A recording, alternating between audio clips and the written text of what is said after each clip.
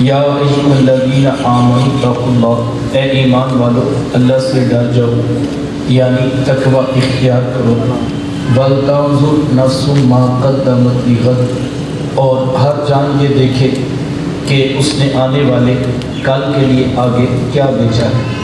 وَاتَّقُوا اللَّهَ، اور اللہ سے ڈر جاؤ، إِنَّ اللَّهَ خَبِيرٌ بِمَا تَعْمَلُونَ۔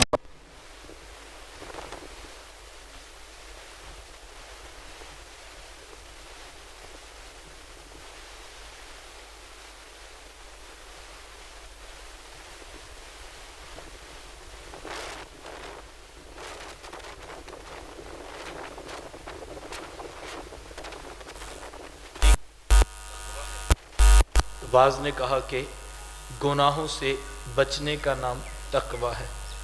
پوچھا گیا کہ تقوی کیا ہے؟ کہا سائل کبھی تو ایسی وادی سے گزرا ہے جہاں بہت ساری کانٹے دار جھاڑیاں ہوں؟ قال نعم، جی جناب گزرا ہوں۔ کہا پھر تو نے کیا کیا؟ کہا کہ میں نے اپنے دامن کو سمیٹ لیا کہ کہیں کوئی کانٹے دار جھاڑی میرے دامن کو تار تار نہ کرے۔ قال فذاک التقوی، بیٹا تقوی بھی یہی ہے کہ بندہ دنیا سے اس طرح گزر جائے کہ گناہوں کا کوئی دبا اس کی چٹی روح کو میلا نہ کر سکے۔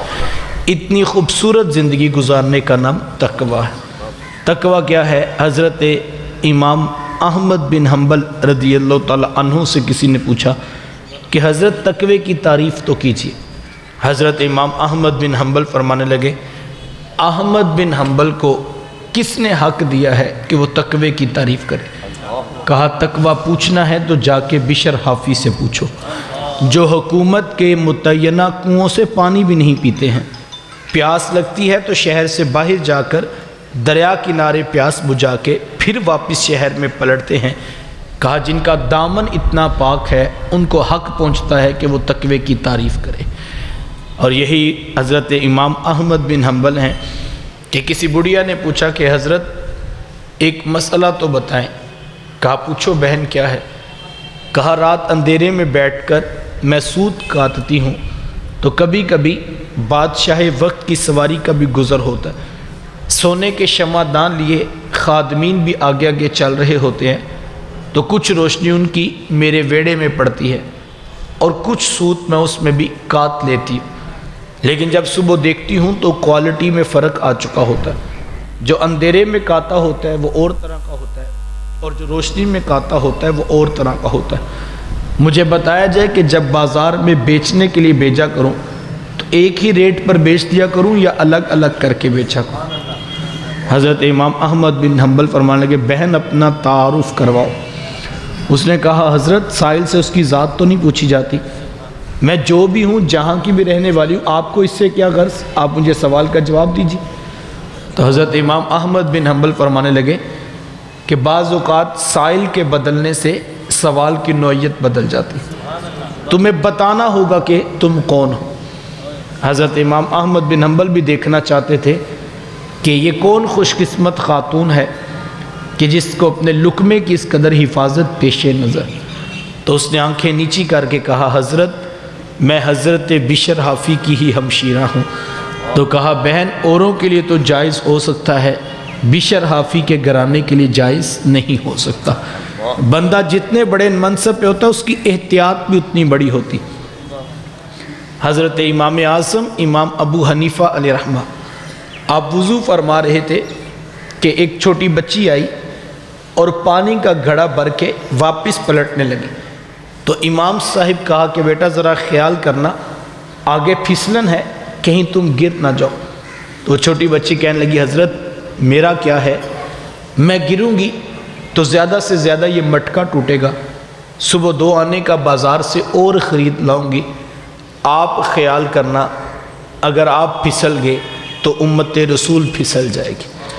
بندہ جتنے بڑے منصب پہ ہوتا ہے اس کی احتیاط بھی اتنی بڑی ہوتی ہے۔ پڑھنے اتے مان کری ناتے نہ آکھی میں پڑھیا، او جب بار کہار صداوے متا روڑ دوے دودھ گڑے۔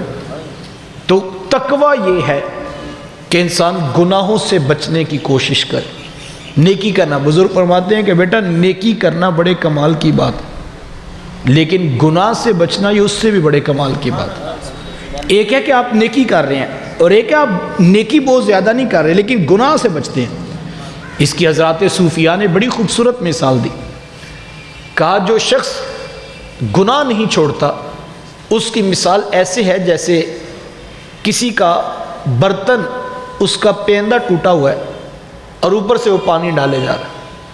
مجھے بتائیں اگر برتن کا نیچے سے پیندہ ٹوٹا ہے، آپ اس میں جتنا بھی پانی ڈالیں گے تو کیا وہ ٹھہرے گا؟ وہ نیچے سے نکل جائے گا۔ تو کہا گناہ کرنے والے کی مثال ایسے ہے کہ وہ گناہ کیے جا رہا ہے، پیندہ ٹوٹا ہوا ہے، اور جو نیکی کرتا ہے وہ بھی نیچے سے جو ہے وہ خالی کر دیتی ہے برتن کو۔ تو نیکی کرنا کمال نہیں، کہا گناہ سے بچنا یہ اس سے بڑا کمال۔ نیکی کرنا بھی کمال ہے لیکن بڑا کمال کیا ہے کہ انسان گناہوں سے بچے، اور جس قدر گناہوں سے بچتا چلا جائے گا اس قدر اس کو تقوی نصیب ہوتا رہے گا۔ اللہ اکبر۔ تقوی کیا ہے؟ نیکی کرنے کے باوجود اس خیال میں رہنا کہ پتہ نہیں میری نیکی بھی قبول ہوئی ہے یا کہ نہیں، یہ اس سے بھی آگے کی بات ہے، اور یہ ہم اپنے اسلاف کی زندگیوں میں دیکھتے ہیں۔ حضرت عمر بن خطاب رضی اللہ تعالیٰ عنہ، عید کا دن ہے اور زاروں کی طرح آنکھوں میں آنسو ہیں، تو کسی نے کہا عمر آج تو عید کا دن ہے، آج تو خوشی کا دن ہے، اور آپ ہیں کہ آپ کی آنکھوں میں زاروں کی طرح آنسو؟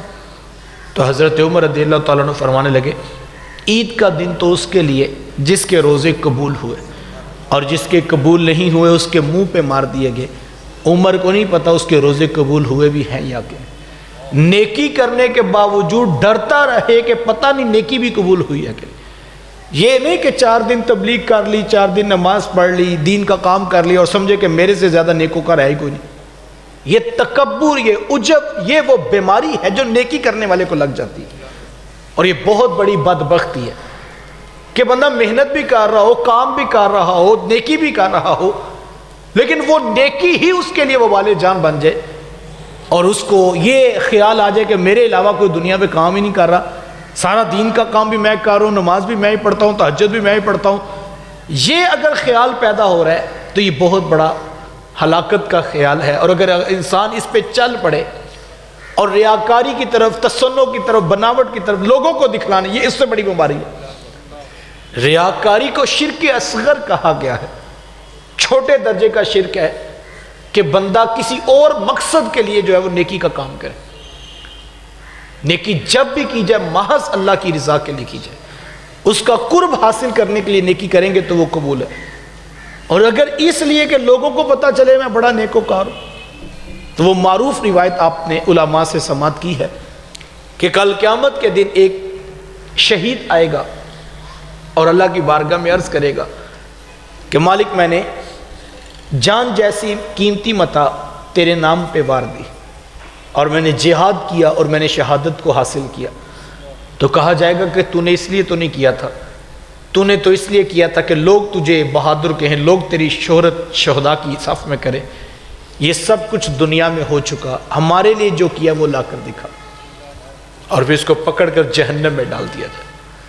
مجھے بتائیں شہید کا وہ درجہ ہے کہ ابھی اس کا خون زمین پہ نہیں گرتا کہ اس کے گناہ معاف کر دیے جاتے، اس قدر بڑا عمل، لیکن اگر اس میں ریاکاری آ گئی، تصنع آ گیا، بناوٹ آ گئی، تو وہ کل قیامت کے دن جہنم کا سبب بنے گا، وہ جنت کا سبب نہیں بنے گا۔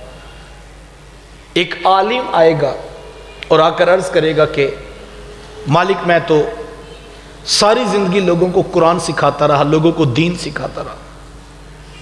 تو کہا جائے گا کہ نہیں، تو لوگوں کو اس لیے یہ سب کچھ کیا تھا کہ تیری شہرت ہو، لوگ تجھے بڑا عالم کہیں، یہ دنیا پہ ہو چکا، تیری شہرت کے ڈنڈورے پیٹے جا چکے، ہمارے لیے جو کیا وہ لا کر دکھا۔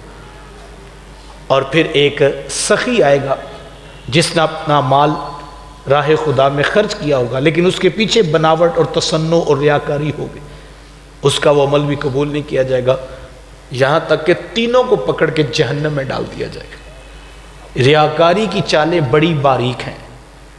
پہلے تو شیطان نیکی کرنے نہیں دیتا، اس کی راہ میں رکاوٹ پیدا کرتا ہے، لیکن اگر انسان اس کو کراس کر کے، محنت کر کے، کوشش کر کے نیکی کر لے تو یہ بڑا ظالم نفس ہے، یہ پھر بھی اس نیکی کو ضائع کرنے کے پیچھے لگا رہتا ہے۔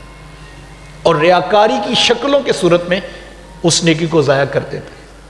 اور اس کی اتنی باریک چالیں ہیں کہ انسان کو بعض کا سمجھ نہیں آتی ہے، اور انسان اس کو عین دین سمجھ رہا ہوتا ہے لیکن اس کے پیچھے نس چھپا ہوتا ہے. وہ کسی شخص جس کی طبیعت میں سخاوت رچی بسی ہے اس کو یہ نہیں کہتا کہ تو سخاوت نہ کر. بعض لوگ ہوتے ہیں ہم دیکھتے ہیں کہ طبعاً ان کی مزاج میں خرچ کرنا ہوتا ہے، وہ دوستوں پہ بھی بے دیکھ خرچ کر دیتے ہیں، بہن بھائیوں پہ بھی خرچ کر دیتے ہیں، کوئی غریب آتا ہے اس کی مدد بھی کر دیتے ہیں. چونکہ ایک عادت ہوتی ہے، فطرتاً ان کی طبیعت اس طرح کی ہوتی ہے. تو وہ ایک سخی کو کبھی نہیں کہتا کہ تو خرچ نہ کر، بلکہ اس کو کہتا ہے کہ دیکھ تو سخاوت کر رہا ہے تو کیا حرج ہے اگر میڈیا پہ خبر آ جائے، سوشل میڈیا پہ تیرا پیج بن جائے اور لوگوں کو پتہ لگے گا تو یہ تو اچھی بات ہی ہے، یہ کون سا بری بات ہے، نیکی ہے، نیکی پھیلے گی. تو اب وہ جب سخاوت کرنے لگتا ہے پھر وہ میڈیا والوں کو بھی بلا لیتا ہے، وہ فوٹوز بھی کھنچوا لیتا ہے، اور وہ جو ہے وہ عمرہ بھی کر کے آئے تو اس کی بھی سیلفی جلدی اپلوڈ کر دیتا ہے کہ پتہ لگے کہ میں عمرہ بھی کر رہا ہوں. تو وہ اس قدر کیا ہوا عمل ضائع کرواتا ہے کہ انسان کو پتہ نہیں لگتا. وہ ایک عالم کو یہ نہیں کہتا کہ تو تقریر نہ کر، چونکہ اس کو پتا جس نے 8 سال پڑھا ہے، محنت کی ہے، گفتگو تو اس نے کرنی ہے، اس نے سیکھا اس لیے کہ میں لوگوں کو گفتگو کر کے دین پہنچاؤں گا. تو شروع میں تو 8 سال اس کے اوپر وہ حملے کرتا رہا کہ یہ چھوڑ جائے، نکل جائے، دنیا کیا کہے گی، معیشت بھی ہے، کاروبار بھی ہے، تیرے بچے کیسے پلیں گے، دنیا کہاں پہ پہنچ رہی ہے، تو دین پڑھے جا رہا ہے، تیرے آخر گھر کیسے چلے گا. یہ سارے فتنے اس کے ساتھ جوڑتا ہے. لیکن جب ایک شخص کامیاب ہو جاتا ہے تو اس کے یہ پہلے سٹیپ کو کراس کر جاتا ہے. تو پھر اس کو کہتا ہے کہ ظاہر بات اس نے تقریر تو اب کرنی ہے، تو کہتا ہے تو نے گفتگو تو کرنی ہے، تقریر تیرے جیسی تقریر کو کرتا ہی کو نہیں. تو اتنا بڑا عالم ہے، جب تو آئے تو لوگوں کو اٹھ کر استقبال تو کرنا چاہیے، اور یہ تیری تھوڑی ہی قدر ہے، یہ تو علم کی قدر ہے اور یہ لوگوں کو سکھانی بھی چاہیے. اگر کبھی لوگ نہ اٹھیں تو تجھے برس پڑنا پڑے گا، بتانا چاہیے کہ یہ علم والوں کی قدر کیا کرو. تیرے آنے سے پہلے بڑے بڑے اشتہارات، بڑے بڑے بینرز تو اویزاں ہونے چاہیے. آخر تو اتنا بڑا عالم ہے، اس سے فائدہ لوگوں کو ہی ہوگا. اب وہ اپنی شہرت کے نشے میں آگے بڑھتا ہے اور وہ کیا ہوا عمل بھی اس کا ضائع ہو جاتا ہے. اسی طرح ایک شب زندہ دار کو، تہجد گزار کو، وہ یہ نہیں کہتا تو تہجد نہ پڑھ. جو اس کی طبیعت میں تہجد پڑھے گا، شروع میں اس کے لیے اٹھنا مشکل تھا، لیکن آپ جانتے ہیں جو لوگ تہجد پڑھتے ہیں کہ انسان کی اتنی پختہ عادت ہو جاتی ہے کہ اگر وہ 3 بجے بھی سوئے تو 4 بجے آنکھ کھل جاتی ہے. تو اس کو جو ہے وہ تہجد ایک عادت ثانیہ بن جاتی ہے، اور جس دن اگر تہجد رہ جائے تو وہ بے چین ہوتا ہے، یہ انسان کی طبیعت کا حصہ بن جاتی ہے. تو اب اس کو پتہ ہے اس نے تہجد کے لیے تو اٹھنا ہی اٹھنا ہے، میں کوشش بھی کر لوں یہ پھر بھی اٹھ کے کھڑا ہو جائے گا اور یہ تہجد پڑھے گا. تہجد پڑھے بغیر اس کو سکون نہیں آتا. تو اس کو کبھی یہ نہیں کہتا کہ تو تہجد نہ پڑھ، بلکہ اس کو پھر جب دکان پہ بٹھاتا ہے تو کوئی دوست آ کے بیٹھتا ہے تو کہتا ہے بس رات یہ وابڈا والوں نے بڑا تنگ کیا، ساری رات تو بجلی نہیں تھی، صبح تہجد کے لیے جب اٹھا تو پانی بھی نہیں تھا. اب یہ اس بات کے پیچھے پیچھے بتا رہا ہے کہ میں تہجد کے لیے اٹھتا ہوں. وہ ہم کسی محفل میں بیٹھی تھے تو ایک صاحب کہنے لگے کہ یہ لوگوں کو پتہ نہیں کیا ہو گیا کہ لوگ جب وہ اپنے نام کے ساتھ حاجی لکھواتے ہیں. میں نے تو 5 حج کیے ہیں، میں نے آج تک نہیں لکھوایا.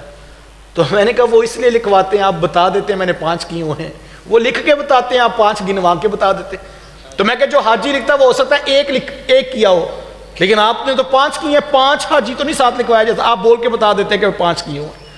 تو اتنی باریک چالیں ہیں کہ انسان کو پتہ ہی نہیں لگتا. اور انسان دیکھیں جو یہ جملہ کہتا ہے کہ جی میں نے تو 5 حج کیے ہیں، میں نے تو آج تک نہیں لکھوایا، وہ جو لکھواتا ہے وہ بھی اس مقصد کے لیے لکھتا ہے، آپ ان کا رد کرتے ہو اپنے اندر کی نفس کی چال. اور انسان کو پتہ نہیں لگتا ہے کہ میرے اندر چھپا ہوا نفس ہے. یہ بڑا ظالم شیطان ہے، یہ بڑے بڑوں کو اس نے لوٹ لیا.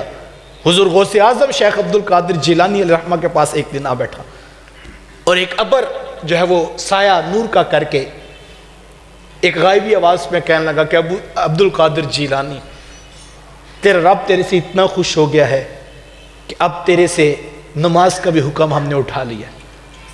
اب یہ آواز آ رہی ہے تو یہ خوش نہیں ہوئے حضرت عبد القادر جیلانی علیہ الرحمہ. اللہ یوں ہی زمانہ ان کو غوث اعظم شیخ عبد القادر جیلانی کہتے ہیں.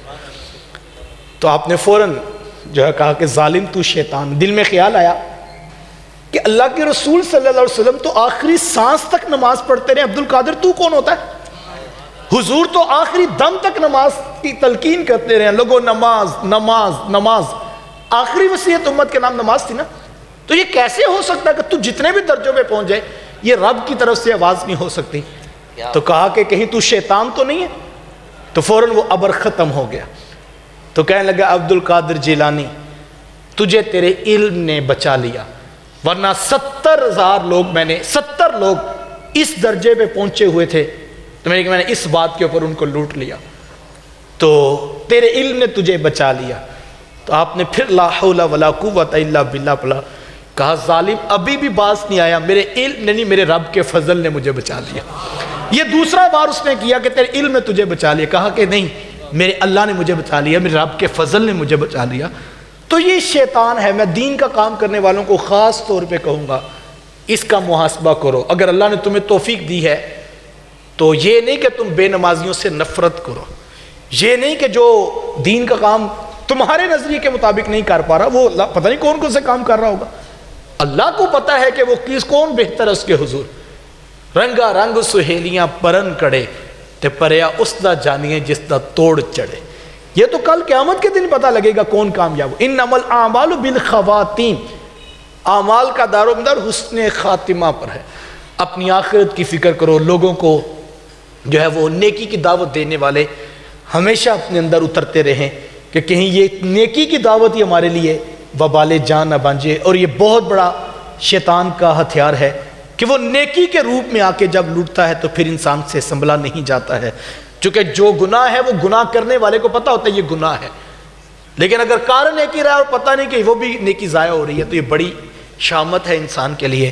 تو مجھے اور آپ کو اپنی نیکی کو بچانا ہے اور اپنی آخرت کی طرف توجہ دینی. وَلْتَنظُرْ نَفْسٌ مَا قَدَّمَتْ لِغَدٍ، اور ہر جان یہ دیکھے کہ اس نے آنے والے کل کے لیے آگے کیا بیچا ہے. فکر آخرت لگی رہے تو انسان کا عمل خوبصورت ہوتا رہتا ہے. یہ وہ عقیدہ ہے جو ہمیں دیا گیا ہے اور اس کا مقصد ہمارے عمل کو پختہ کرنا ہے. اور مجھے اور آپ کو اپنے عمل کی حفاظت کے لیے عقیدہ آخرت دیا گیا، جس کا جتنا موت پہ یقین پیدا ہوگا اس کی آخرت اتنی بہتر ہوتی چلے جائے، اور جس کا موت سے یقین ہٹ جائے گا وہ بے عملی کا شکار ہو جائے گا. یہ اکاؤنٹیبلٹی کا احساس کہ مجھے کل قیامت کے دن کھڑا کیا جانا ہے اور مجھے کیے ہوئے کا ایک ایک عمل کا حساب دینا پڑے گا. اور صاحبو وہ وقت آنے والا ہے، وہ دور نہیں ہے. مجھے اور آپ کو اس کی تیاری کرنی ہے. ہم اپنے اسلاف کی زندگیاں دیکھتے ہیں تو انسان حیرت اور ششدر رہ جاتا ہے کہ حضرت ابو بلیکہ رضی اللہ تعالی عنہ یہ تابعی رسول ہیں، اور تابعی وہ ہوتا ہے جس نے صحابی رسول کی زیارت کی ہوتی. وہ فرماتے کہ میں 30 اصحاب رسول سے ملاقات کی ہے، 30 ایسے خوش قسمت لوگوں سے ملا ہوں کہ جن کی ڈائریکٹ اللہ کے رسول سے ملاقات ہوئی تھی. فرماتے 30 لوگوں سے ملاقات ہوئی اور ہر شخص کو میں نے اپنی آخرت کے بارے بڑا سخت پریشان دیکھا. ہر کوئی یہی کہتا تھا بس دعا کرو خاتمہ ایمان پہ ہو جائے، خاتمہ ایمان پہ ہو جائے. اصل کامیاب وہ ہے جس کی آخرت کامیابی کی ہے اور جس کا ایمان سلامت ہے. ورنہ بہت بڑے بڑے لوگ بڑی بڑی اونچی اونچی جو ہے وہ درجوں کی منازل طے کرتے ہوئے بھی ان کو شیطان نے لوٹ لیا. اور میں اور آپ کیا ہیں، میری اور آپ کی حیثیت کیا ہے؟ مجھے اور آپ کو اپنی آخرت کی فکر رہنی چاہیے. یہ عقیدہ آخرت انسان کو عمل کی مہمیز لگاتا ہے اور انسان کا پھر عمل بہتر سے بہتر ہوتا چلا جائے. صاحبو یہ زندگی مختصر ہے اور یہ ختم ہو جانے والی ہے.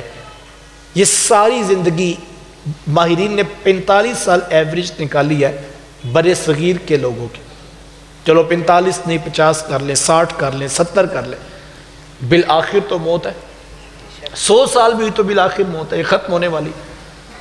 تو کتنا نادان ہوگا یہ ساری زندگی 45 60 70 80 سال کی، اور کل آخرت کا ایک دن 50,000 سال کا. 50 سال کا نہیں، 100 سال کا نہیں، 50,000 سال کا وہ ایک دن، اور یہ ساری زندگی 50 سال کی. کیا حیثیت اور کیا اوقات بچتی ہے اس زندگی کی. تو کتنا غافل ہوگا وہ انسان جو اپنی اس دنیا کو بہتر کرتے کرتے اپنی آخرت برباد کر بیٹھے. لہٰذا مجھے اور آپ کو بار بار اس کے اوپر غور کرنا چاہیے. اپنی زندگی مشکل بھی ہوگی تو ختم ہو جائے گی. اللہ سہولتیں دے، حلال کا اہتمام دے، توفیق نیکی عطا کرے تو بڑی کرم نوازی. لیکن اگر یہ مشکل بھی ہو، کٹھن بھی ہو تو بالآخر ختم ہو جائے گی. واصف علی رحمٰن نے کہا تھا کہ وقت کا سب سے بڑا احسان یہ ہے انسان پر کہ یہ گزر جاتا ہے. اچھا وقت ہو تو وہ بھی گزر جاتا ہے، اور اگر برا وقت آ جائے زندگی میں تو وہ بھی گزر جائے گا، ختم ہو جائے گا، اور بالآخر ہمیں اللہ کے حضور کھڑا کیا جائے گا. جو شاہی زندگی گزار رہا ہے، زندگی اس کی بھی ختم ہو جانی، اور جو سسک کر 2 وقت کی روٹی بھی پوری نہیں کر پا رہا، زندگی اس کی بھی گزر جانی. بادشاہ وقت کا گزر ہوا تو ایک درویش دریا کے کنارے بیٹھا اپنی موج مستی میں تھا کہ بادشاہ کا جب شاہی بیڑا گزرا تو فقیر نے نظر اٹھا کر بھی نہ دیکھا.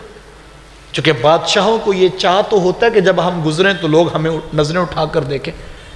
یہ جو روڈز کے اوپر VIP پروٹوکول ہوتا ہے اور روڈز بلاک کیے جاتے ہیں اور پھر ہوٹر والی 8-10 گاڑیاں گزرتی ہیں، ان کا کیا مقصد ہوتا ہے؟ یہی مقصد ہوتا ہے کہ لوگ رک کر دیکھیں کہ یہاں سے کوئی وزیر صاحب گزرے ہیں، جناب کوئی MNA صاحب گزرے ہیں. تو بادشاہ گزرا تو فقیر نے نظر اٹھا کے بھی نہ دیکھا. چونکہ داتا صاحب کشف المعجوب میں فرماتے ہیں کہ فقیر اتنی دیر تک فقیر نہیں بنتا جب تک اس کی نگاہ میں مٹی کا ڈھیلا اور سونے کی ڈلی برابر نہ ہو جائے. بادشاہ وقت بھی گزرے تو جس کا رب سے تعلق ہے اس کی نظر میں وہ کیا ہے. تو اب بادشاہ گزرا تو فقیر اپنی موج مستی میں گم تھا. تو بادشاہ کو ہوا کہ اس نے دیکھا بھی نہیں. خیر بادشاہ واپس پلٹا اور اس نے آ کر کہا کہ سناؤ کیسی گزر رہی ہے. اس نے کہا بادشاہ بڑا کرم ہے، بڑی خوبصورت گزر رہی ہے. تو کہا پھر بھی کیسی گزری؟ کہا بادشاہ تیرے سمجھنے کے لیے کہ کچھ تیرے جیسی گزر رہی ہے اور کچھ تیرے سے بہتر گزر رہی. کہا کیا بات کرتے ہو، یہ ٹھٹھرتی ہوئی سردیوں کی ریت، پہننے کے لیے تن پہ پورا لباس نہیں، کھانے کے لیے 2 وقت کی روٹی نہیں، اور تم کہہ رہے کچھ تیرے جیسی اور کچھ تیرے سے بھی بہتر. لگتا ہے تم نے میرا شاہی پروٹوکول نہیں دیکھا ہے. میں تو جب کھانے کے لیے میز پہ بیٹھتا ہوں تو انواع و اقسام کے کھانے اور مختلف غذائیں میرے سامنے ہوتی ہیں. مخملی بستر میرے لیٹنے کے لیے ہوتے ہیں، اور میرے دائیں بائیں آگے پیچھے خدام جو ہے وہ ہوا کے پنکھے جھول رہے ہوتے ہیں، اور تو یہاں پہ نہ گرمی سے بچ سکتا ہے نہ سردی سے، اور کہتا ہے کچھ تیرے جیسے اور کچھ تیرے سے بھی بہتر. اس نے کہا بادشاہ ایسا ہی ہے. کہا بات سمجھنا چاہوں گا. تو اس نے کہا بادشاہ میری بات سن، تو جو کہہ رہا ہے بات تو ٹھیک ہے کہ میرے پاس یہاں نہ مخملی بستر ہے نہ لحاف ہے، اور میں یہ ٹھٹھرتی ہوئی سردی کی ریت پہ پڑا ہوں. لیکن جب آنکھ لگ جاتی ہے پتہ تجھے بھی نہیں ہوتا کہاں پڑا ہے، پتہ مجھے بھی نہیں ہوتا. میں کہا آنکھ لگ گئی تو پھر بات ختم. میری تیری وہ زندگی برابر ہوتی ہے. اور جس وقت تہجد کے لمحے آتے ہیں تو خراٹے لے رہا ہوتا ہے، میں مالک کی دہلیز پہ جھکا ہوتا ہوں. میری وہ والی زندگی تیری زندگی سے بہتر ہے. تو بادشاہ بس کچھ تیرے جیسی گزر رہی ہے اور کچھ تیرے سے بہتر گزر رہی ہے. صاحب وہ یہ زندگی اسی طرح گزر ہے، لیکن اصل کامیاب وہ ہیں جن کی بہتر گزر رہی ہے. اور بہتر وہ ہے جو رب کی حضور جھکتے ہوئے گزر رہی ہے، جو اس کی رضا میں گزر رہی ہے. ورنہ گزر تو ایسے بھی جائے گی. تھوڑا کما لو لیکن پاکیزہ کماؤ، حلال کماؤ، حرام نہ کماؤ. ایک لقمے پہ بھی کمپرومائز نہ کرو، 1 درہم 1 دینار 1 روپے پہ بھی کمپرومائز نہ کرو. لمبی گاڑی اونچا مکان اللہ حلال سے پورا کرے تو یہ اللہ کا انعام ہے. لیکن اگر یہ نہیں بھی پورا ہو سکا تو کوئی بات نہیں. ہم نے کوشش کی، ہم نے محنت کی، لیکن ہمارے مقدر میں نہیں تھا، بات ختم. لیکن اس کی خاطر اگر آخرت برباد کر دی، نہ حلال دیکھا نہ حرام دیکھا، نہ رشوت دیکھی نہ سود دیکھا نہ جائز دیکھا نہ ناجائز دیکھا، اور کہا جی سب کچھ چلتا ہے. صاحب یہ دنیا پہ تو سب کچھ چلتا ہے، کل آخرت میں سب کچھ نہیں چلے گا. یہاں سب کچھ چلتا ہوگا آپ کے نظریے پہ، لیکن کل آخرت میں سب کچھ نہیں چلے گا. اس دن جو ہے وہ مجرموں کو الگ کر دیا جائے گا اور نیکوکاروں کو الگ کر دیا جائے گا. وہ وقت آنے والا ہے، اور یہ زندگی مشکل بھی ہوئی تو گزر جائے گی. شیخ سعدی شرازی علیہ الرحمٰن نے غالباً یہ حکایت لکھی ہے، یا مولانا روم علیہ الرحمٰن نے. ایک لونڈی تھی اور بادشاہ کے لیے پھولوں کی سیج سجایا کرتی. اس کی یہ ڈیوٹی تھی، سارا دن یہی کام کرتی. باغ میں جاتی، تازہ پھول توڑ کے لاتی اور بادشاہ کے لیے سیج سجاتی. بادشاہ رات کو آ کر وہاں آرام کرتا. ایک دن اسی طرح روٹین کے مطابق یہ کام کر رہی تھی کہ دن بھر کی تھکی تھی، پھول سجاتے سجاتے تھک گئی، اور اس کے دل میں یہ خیال آیا کہ ساری زندگی گزر گئی یہ پھولوں کی سیج سجاتے، ذرا میں بھی تو اس کے اوپر لیٹ کر دیکھوں کہ اس کے اوپر سونے کا کیا لطف۔ بس اس نے کروٹ سیدھی کی تو اس کی آنکھ لگ گئی، جب آنکھ لگی تو گہری نیند میں چلی گئی۔ تھوڑی دیر کے بعد جب بادشاہ محل میں داخل ہوا تو اس نے دیکھا کہ بادشاہ کی سیج پر ایک لونڈی سو رہی۔ اس نے فوراً جلاد کو بلایا اور کہا اس کو الٹا لٹکا کر اتنے کوڑے مارو کہ اس کو پتہ لگے کہ بادشاہوں کی سیج کتنی نازک ہوتی۔ ایک لونڈی کو یہ جرت کہ بادشاہ کی سیج پہ سوئے۔ خیر جلاد نے حکم کی تعمیل کی اور اس کو الٹا لٹکا کے کوڑے مارنے لگا۔ جب اس کی بوڑھی کمر پر ایک زوردار کوڑا پڑا تو اس کی چیخیں نکلنے لگی۔ اچانک چیخوں کے درمیان اس نے ہنسنا شروع کر دیا۔ بادشاہ نے جلاد کو روک دیا اور کہا اس سے پوچھو یہ روتی کیوں ہے، اور اس سے یہ بھی پوچھو یہ ہنستی کیوں ہے۔ جب پوچھا کہ تو روتی کیوں ہے تو اس نے کہا تجھے نہیں پتا، جب میری بوڑھی کمر پہ کوڑا پڑتا ہے تو میری روح بھی کانپ جاتی ہے، اس درد اور شدت کی تکلیف میں رو رہی ہوں۔ تو کہا پھر تو روتی کیوں ہے اور تو ہنستی کیوں ہے؟ تو اس نے کہا میں ہنستی اس لیے ہوں کہ میں تو چند لمحوں کے لیے لیٹی تھی اور اتنی سخت تکلیف برداشت کر رہی ہوں، جس کی زندگی اس کے اوپر گزر گئی، کل اس کے ساتھ کیا ہوگا۔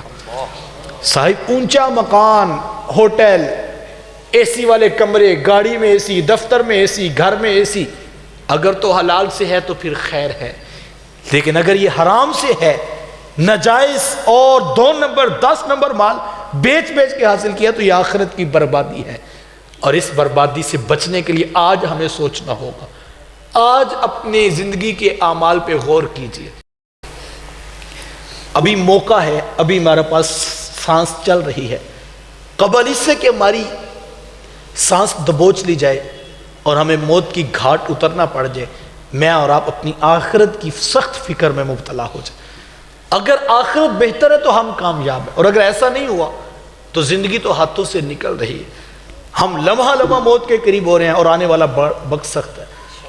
اللہ کے رسول صلی اللہ علیہ وآلہ وسلم نے باقاعدہ مثال سے حضور علیہ السلام کا مبارک ہاتھ یوں اپنی مبارک گردن پہ رکھا اور حضور میں لوگوں یہ بندہ ہے اور یہ بندے کی موت ہے، اتنی قریب ہے، ساتھ جڑی ہوئی ہے موت اس کے، اور جب پیغام اجل آئے گا تو اس کو سنبھلنے کا موقع نہیں دیا جائے۔ اور جیسے یہ محشر کے میدان میں پہنچے گا، قرآن مجید نے داستان کو کھول کر بیان کر دیا کل کیا ہونے والا ہے۔ وَوُضِعَ الْكِتَابُ فَتَرَى الْمُجْرِمِينَ مُشْفِقِينَ مِمَّا فِيهِ، جب نامہ اعمال ان کے ہاتھ میں پکڑا دیے جائیں گے تو قرآن کہتا ہے اے مخاطب تو ان کو دیکھے گا کہ مارے ڈر کے وہ اس کو کھولنے کی طاقت نہیں رکھیں کہ اس کے اندر کیا ہے، چونکہ انہوں نے اپنی ساری زندگی کے سیاہ کرتوت اس میں دیکھے ہوں گے، اور پھر جب دیکھیں گے اس کو کھول کر یا ویلتا ما لہذا الکتاب لا یغادر صغیرۃ ولا کبیرۃ الا احصاها، ہائے ہائے اس کتاب کو کیا ہو گیا، اس نے نہ کوئی چھوٹا عمل چھوڑا، اس نے نہ کوئی بڑا عمل چھوڑا، اس نے سب کچھ یہاں لکھ دیا، اس کو تو میں گناہ سمجھتا ہی نہیں تھا، یہ تو محض میں نے دوستوں کی خوشگپیوں کے لیے کیا تھا۔ جب سب کچھ وہاں لکھ دیا جائے گا اور اس کو نامہ اعمال پکڑا دیا جائے گا، پھر قرآن نے اس داستان کو بھی بیان کیا کہ پھر مارے حسرت کے یہ کہے گا کہ مالک مجھے ایک موقع دے، میں دوبارہ دنیا پہ جاتا ہوں، فَأَصَدَّقَ وَأَكُن مِّنَ الصَّالِحِينَ، اور میں بڑی نیکیاں کروں گا اور بڑا صدقہ کروں گا اور میں نیکوں کو ساتھ ہو جاؤں گا۔ لیکن کہا جائے گا اب وقت ختم ہو گیا ہے، وَلَن يُؤَخِّرَ اللَّهُ نَفْسًا إِذَا جَاءَ أَجَلُهَا، جب پیغام اجل آ جاتا ہے ایک سانس کا بھی موقع نہیں دیا جائے گا۔ میں اور آپ اس کے لیے تیاری کر لیں اور اس کو غنیمت جانیے اس موقع کو کہ اگر آپ کو کسی ایسی جگہ پر بیٹھنا نصیب ہو گیا کہ آپ کے دل کے اندر یہ خیال اور یہ تصور آ گیا تو اس پر رک کر فیصلہ کیجیے، ورنہ یہ تیزی سے زندگی ہاتھ سے گزر رہی ہے۔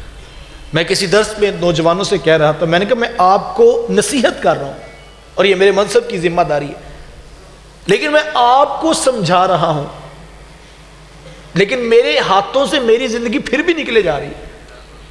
میں اپنے لیے آخرت میں کچھ کرنا چاہتا ہوں تو یہ سانس رکتی نہیں ہے۔ اگر انسان کبھی خود اکیلے میں رک کر یہ فیصلہ کرے یار واقعی باتیں تو ساری سچی ہیں اور قرآن اور حدیث کے اٹل فیصلے ہیں، یہ ایسے ہی ہونا ہے، تو مجھے زندگی اچھی کرنی چاہیے، رک کر اگر فیصلہ کرنا چاہے کہ کل سے میں زندگی اچھی گزاروں گا، میری کوئی نماز قضا نہیں ہوگی، میں جائز اور حلال ہی کماؤں گا، اب یہ سوچ رہا ہے، اس سوچنے کے اندر بھی زندگی ہاتھوں سے نکل رہی ہے، یہ اتنی تیزی سے میرے ہاتھوں سے نکل، 2:05 میں داخل ہوا، اب 2:40 ہو گئے، دیکھتے دیکھتے 35 منٹ میری زندگی کے میرے ہاتھ سے نکل گئے۔ اسی طرح ساری زندگی ختم ہو جانی ہے، اور یہ توبہ کا موقع غنیمت جانی ہے۔ کتنے نوجوان ہیں جنہوں نے یہ آرزو باندھ رکھی ہے کہ بس یہ شب برات قریب ہے، ہم جو ہے وہ سچی توبہ کریں گے اور پھر رمضان بڑا خوبصورت گزاریں گے، اور پھر اپنے رب کے حضور روزے بھی رکھیں گے، نمازیں بھی پڑھیں گے۔ یہ بہت اچھی نیت ہے، اللہ اس کو قبول کرے، میں اس کی نفی نہیں کرتا، لیکن میں ایک بات ضرور کہنا چاہوں گا جوانوں، اس بات کا کس کو یقین ہے کہ مجھے اور آپ کو شب برات دیکھنا نصیب ہوگی؟ اگر تو یقین ہے تو آپ اپنی توبہ کو مؤخر کر لیجئے، اور اگر یقین نہیں ہے تو صاحب یہ بات طے شدہ ہے کہ یقین نہیں ہے اور موت کسی وقت بھی آ سکتی۔ مجھے کل سوشل میڈیا پہ واٹس ایپ پہ کسی دوست نے شیئر کیا ایک بڑا قبرستان جس میں قبریں پھیلی ہوئی تھی، اور اس کے اوپر ایک جملہ لکھا تھا، یہ سب وہ لوگ ہیں شاید جنہوں نے کہا تھا ہم کل سے نماز پڑھیں گے، لیکن کل نہیں آئی، لیکن موت آ گئی۔ کتنے لوگ ہیں جو کہتے ہیں بس حضرت کل سے شروع کریں گے، بس یہ رمضان یہ بس سچی توبہ کریں گے، لیکن وہ کل نہیں آئی صاحب، لیکن قبر موت آ گئی۔ حضور غوث اعظم شیخ عبد القادر جیلانی فرماتے ہیں جاؤ جا کے قبرستانوں میں دیکھو کتنے کتنے حسینوں کی مٹی خراب ہو رہی ہے، جو چٹکی بھر مٹی اپنے کلف لگے کپڑوں پر نہیں پڑنے دیتے تھے، آج ان کے کفن بھی تار تار ہو چکے، اور کب پیغام اجل آ جائے، کب موت آ جائے، یہ کسی کے پاس نہیں ہے۔ تو مجھے اور آپ کو اس کے پہلے تیاری کرنی، اور اگر چلتی سانس سے توبہ کر لی، وقت سے پہلے اس کے حضور آ گئے، تو پھر وہ بڑا کریم ہے، وہ آنے والوں کو یہ نہیں کہتا کہ اتنی لیٹ کیوں آئے ہو، وہ فرشتوں میں فخر فرماتا ہے، فرشتوں دیکھو آخر میرے بندے میری دہلیز پہ ہی آئے ہیں نا، تم گواہ ہو جو میں نے اپنے بندوں کو معاف کر دیا۔ داتا صاحب نے کشف المحجوب میں لکھا ہے کہ ایک بزرگ بیٹھے تھے، ان کے مریدین بھی پاس تھے، اور ایک بوڑھا بابا محفل میں شامل ہوا، اور اس نے پوچھا کہ حضرت میں توبہ کرنا چاہتا ہوں، اور کیا میرے لیے بھی کوئی توبہ کا رستہ ہے؟ تو دیکھا تو کہا بابا جی ساری زندگی گناہوں میں گزار کے، اور اب جو ہے وہ وقت آخر قریب آ گیا، اور اب توبہ کرنے آئے ہو، آپ نے تو آنے میں بڑی تاخیر کر دی۔ تو بابا جی کہنے لگے نہیں حضرت میں تو وقت سے پہلے آ گیا ہوں۔ کہا بابا ساری زندگی گناہوں میں گزار کے، جب بال سفید ہو گئے، کمر میں خم آ گیا، ہڈیاں کمزور ہو گئی، اپنی مرضی کی گزار کے، اور اب آئے ہو، اور آئے بھی لیٹ ہو، تاخیر سے آئے ہو، اور کہتے ہو میں وقت سے پہلے آ گیا ہوں۔ تو بابا جی کی آنکھوں میں آنسو آ گئے، کہا حضرت سانس ٹوٹنے سے پہلے آ گیا ہوں، اس کی دہلیز پہ وقت سے پہلے آ گیا ہوں۔ ٹوٹی سانس کے ساتھ آتا تو پھر لیٹ ہوتا نا، میں تو وقت سے، اس کا وعدہ نہیں ہے کہ جو چلتی سانس کے ساتھ آ گیا اس کو معاف کر دیا جائے گا۔ صاحبو وہ ایک بزرگ فرماتے ہیں کہ جس نے توبہ کی اللہ نے اس کو بخش دیا، فرماتے یہ بات بالکل بجا ہے کہ جو توبہ کرتا ہے اللہ اس کو بخش دیتا ہے۔ فرماتے یہ بات بھی ٹھیک ہے، لیکن ہم تو یہ کہتے ہیں کہ جس کو بخشنا تھا اس کو توبہ کی توفیق عطا کرتی، اللہ جس کو بخشنا چاہتا ہے اس کو توبہ کا دروازہ دکھا دیتا ہے۔ تو صاحبو اگر بڑے بازار میں چند لوگ آ جائیں اور ان کے بعد قرآن کی یا حدیث کی کسی طریقے سے سمجھ میں آ جائے تو یہ موقع غنیمت جانیے اور توبہ کو مؤخر نہ کیجیے۔ مجھے پرسوں میسیج آیا ایک دوست کا، ایک چمکتا ہوا چہرہ ایک نوجوان کا تھا، اور نیچے اس نے لکھا کہ یہ ہمارا دوست ہے اور کل اس کی بارات تھی لیکن آج اس کا جنازہ ہے۔ زندگی کے اندر موت اتنی قریب ہے صاحب کہ انسان نے کچھ سوچا ہوتا، کتنی آرزویں کتنی تمنائیں اس ماں کی ہوں گی جس کا بیٹا کل بارات کے لیے جا رہا تھا، اس نوجوان کی اپنی کتنی امنگیں ہوں گی، لیکن جب موت آتی ہے تو وہ کچھ نہیں دیکھتی، وہ سانس دبوچ لی جاتی ہے، اور اس وقت کا پچھتانا کچھ کام نہیں آئے گا۔ وقت پر کافی ہے ایک قطرہ آب خوش ہنگام کا، جل گیا جب کھیت برسا می تو کس کام کا، آج لے ان کی پناہ، آج مدد مانگ ان سے، کل کو نہ مانیں گے اگر قیامت میں مان گیا۔ صاحب آؤ اپنے حصے کا اپنا کام کرنے کا عہد کرو، خود نماز کی عادت اختیار کرو، سچی توبہ کرو، ریاکاری، تصنع، بناوٹ، گناہ، ان سے زندگی کو آزاد کرو اور اپنے رب کے حضور سجدہ ریز ہو جائیے، اس کو راضی کر لیجئے۔ آج راضی کریں گے تو وہ راضی ہو جائے گا، ورنہ کل کے پچھتانے کا کچھ حاصل نہیں ہوگا۔ اللہ کی بارگاہ میں دعا گو ہو، اللہ میرے ٹوٹے لفظوں میں، میرے بکھرے جملوں میں گنبد خضرا کے مکی کے قدموں کی خیرات ڈال کر کسی کے من میں چراغا کر دے۔ وآخر دعوایا ان الحمدللہ رب العالمین۔ آمین۔ اللہم صلی علی سیدنا و مولانا محمد مبارک وسلم۔ میرے مالک اٹھے ہاتھ پہلی جولیاں رحمتوں سے بھر دے، اتنے لوگ اپنا قیمتی وقت نکال کر جمع ہوئے سب کا آنا قبول فرما۔ نوجوانوں نے دعوت دی، علماء کرام نے پہنچ کر حوصلہ افزائی فرمائی، اہل ثروت نے پیغام کا ابلاغ کیا، یا اللہ سب کی کاوشوں کو قبول فرما، اس مسجد کو پیار، امن، محبت کا مرکز بنا، یا آنے والوں کو ہمیشہ اسلام کی سچی اور سچی فکر نصیب ہوتی رہے، کام کرنے والوں کو برکتیں عطا فرما۔ یا اللہ ہمیں آپس میں الجھنے کی بجائے اپنے حصے کا چراغ روشن رکھنے کی ہمیشہ توفیق عطا کر، فتنوں سے محفوظ فرما۔ یا اللہ ہم سب تیری بارگاہ میں توبہ کرتے ہیں، ہمیں معاف فرما۔ یا اللہ ہماری آخرت بہتر فرما، یا اللہ ہماری آخرت بہتر فرما، یا اللہ ہماری آخرت بہتر فرما۔ صلی اللہ تعالی علی حبیبہ۔ یا اللہ ہمارے بزرگ بیمار ہیں، ان کو شفا عطا فرما۔ اس کے علاوہ یا اللہ یہ کرونا کے مرض میں کتنے دوست ہیں جو بیمار ہیں، یا اللہ ان کو شفا یابیاں نصیب فرما۔ یا اللہ امت مسلمہ، انسانیت تیری دہلیز پر شفا کی طلبگار ہے، ہم بڑے کمزور ہیں مالک، ہم تیرے لشکروں سے نہیں لڑ سکتے، ہم کمزور لوگ ہیں، ہاتھ جوڑ کر معافی مانگتے ہیں، یا اللہ معاف فرما۔ یا اللہ ہمارے بچے طلباء کرام، یا اللہ ان کے امتحانات اور ان کو خوبصورت کامیابیاں نصیب فرما۔ یا اللہ دنیا کی کامیابیاں بھی عطا فرما، دین کی بھی اور آخرت کی بھی۔ صلی اللہ تعالی علی حبیبہ محمد و آلہ و اصحابہ اجمعین۔